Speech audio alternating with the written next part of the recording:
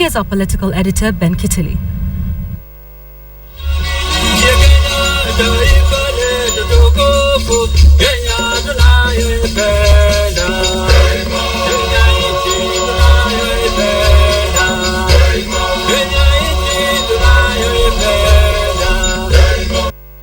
It is 38 years since JM Kariuki's bullet-riddled body was found dumped in the Ngong forest.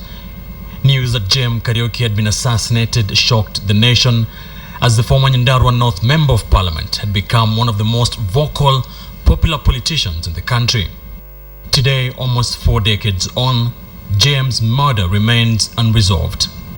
After independence in 1963, JM Kariuki served as President Jomo Kenyatta's private secretary for 6 years before being elected into Parliament. Despite JM serving as Member of Parliament for Nyandarua North, Kenyatta later appointed him as leader of the newly formed National Youth Service. The blossoming bond between the President and JM was a subject of envy for many politicians, and that is when problems began. We spoke to veteran Nakuru politician Mark Mwithaga, who was a long-time close friend to JM Kariuki.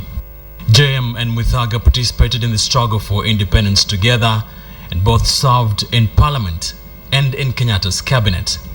The envy, suspicion, probably a fear of some sort, and again attempt to destroy this confidence between Kenyatta and JM, because those fellows who are thinking of succession started writing on the wall.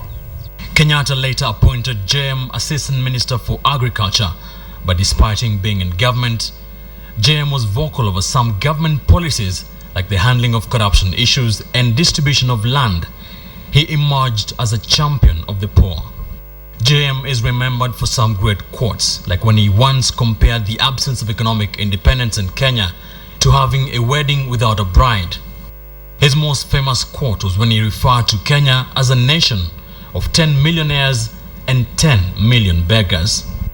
In the run-up to the 1974 general election, and with the Kenyatta succession battle in full gear, JM Kariuki's campaigns in Nyandarua were frustrated by unknown people in the office of the president, culminating in his resignation from government. So he left the office, so that was taken as a rebellion.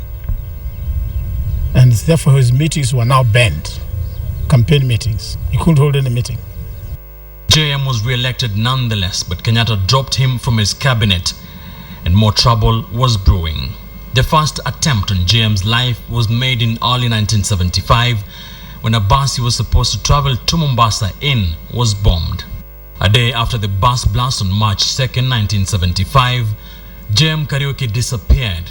He was last seen at the Hilton Hotel in the company of senior government officials, including then GSU Commandant Ben Gethi and European Police Reservist Patrick Shaw. Remember Charles Rubia raising the issue in the House. Can we be told where JM is, because his car is outside Hilton Hotel? It has been there for 3 days. Maasai herdsmen later discovered JM's tortured body in Ngong Forest. His fingers had been chopped off, his eyes gouged out, and his face burnt with acid, probably to prevent identification of his body.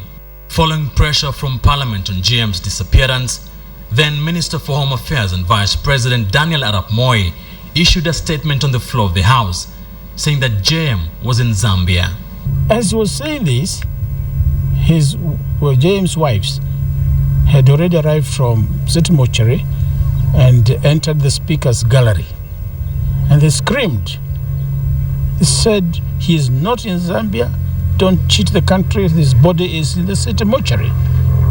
A parliamentary committee was appointed to investigate JM's murder, with Elijah Mwangale as chairman and Mwithaga as vice chairman. The murder investigation remains inconclusive to date. The committee's final report adversely mentioned people close to President Kenyatta. The Minister of State in the office of the President, Bioko Inange. There was one of his bodyguards, Wanyeke Thungo. Those are names he wasn't comfortable with. The report also mentioned Ben Gethi and then CID Director Ignatius Nderi. You cannot actually know who actually pulled the trigger. Well, it was too many triggers, too many bullets, too many guns, too many people, and most of them are dead.